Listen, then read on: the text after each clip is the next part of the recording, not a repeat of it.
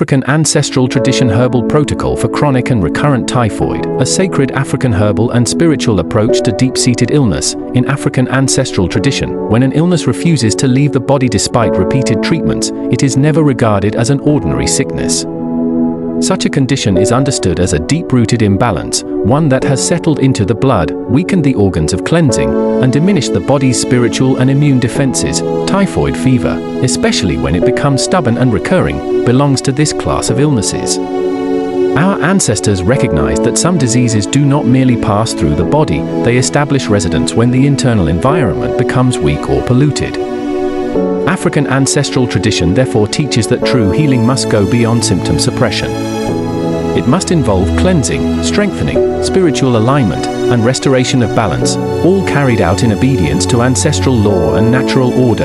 Ancestral understanding of chronic typhoid. Within African cosmology, recurring typhoid is interpreted as a condition that affects multiple layers of the human being. The blood becomes overheated and polluted, the gut lining becomes a hiding place for disease.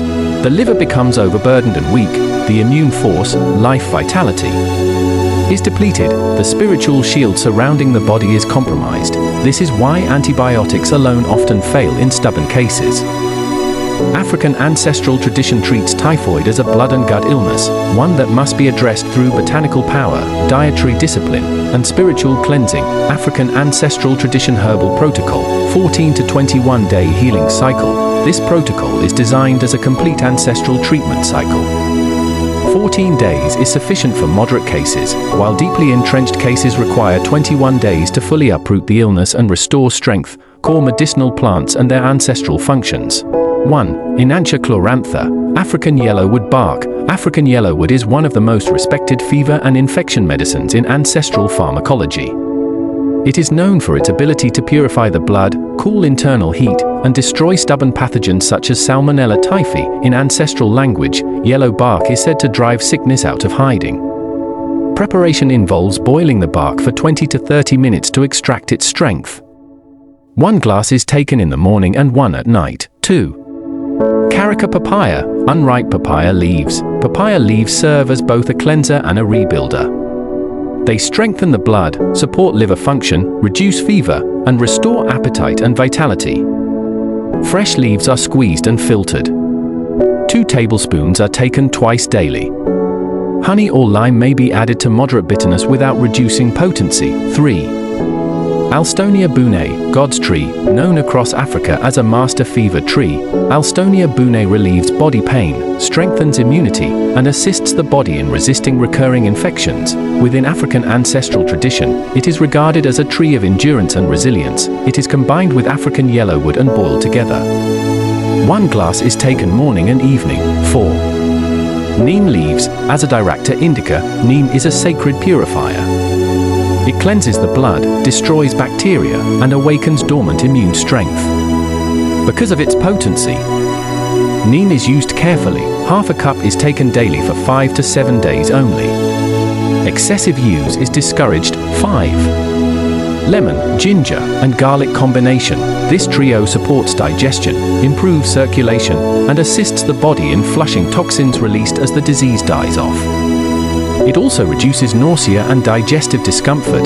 The ingredients are crushed and boiled together. 1 warm cup is taken in the evening. Power additions for deep and resistant cases. For long-standing or recurrent typhoid, the following ancestral allies may be added. Black seed, Nigella sativa, enhances immune intelligence and fights deep infections. Moringa leaf powder restores nutrients, blood strength, and vitality. Activated charcoal draws toxins from the gut and bloodstream when used sparingly. These additions strengthen the cleansing process but should be used with moderation and awareness. Spiritual cleansing and ancestral alignment. African ancestral tradition recognizes that illness may persist when spiritual hygiene is neglected. A body that is physically treated but spiritually burdened may not fully recover. A bitter leaf bath is recommended once or twice weekly. Fresh bitter leaf is squeezed into water, prayed over, and used for evening bathing. This practice cleanses energetic residue and restores balance between body and spirit. Before beginning the herbal protocol, the patient may hold alligator pepper, speak intentions aloud, and call upon their Kai and ancestors for guidance, protection, and healing support. Dietary discipline during treatment. Food is medicine or poison, depending on choice. During this healing cycle, the following should be avoided: milk, sugar, white bread, fried foods, alcohol, and cold drinks. Recommended foods include light pepper soup, unripe plantain, vegetables, ogi, pap, rice water, and mild herbal teas. The purpose is to reduce digestive burden and support blood cleansing. Daily ancestral healing structure: morning, before food, neem decoction or papaya leaf juice. Afternoon, African yellowwood and Alstonia bune decoction. Evening, ginger, garlic, and lemon tea. Weekly, bitter leaf or scent leaf cleansing bath. Sacred warnings and ethical guidance. Pregnant women should not use strong bitter herbs such as neem or Enantia chlorantha without proper ancestral or professional guidance. The body must be observed daily. If dizziness, weakness, or excessive fatigue occurs, dosage should be reduced and water intake increased. Healing in African ancestral tradition is not rushed.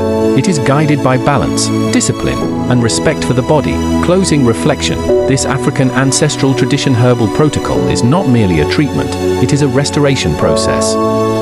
It cleanses the blood, strengthens the organs, renews immune force, and realigns the individual with ancestral order. When followed with sincerity, discipline, and respect for ancestral law, stubborn sickness loses its hiding place.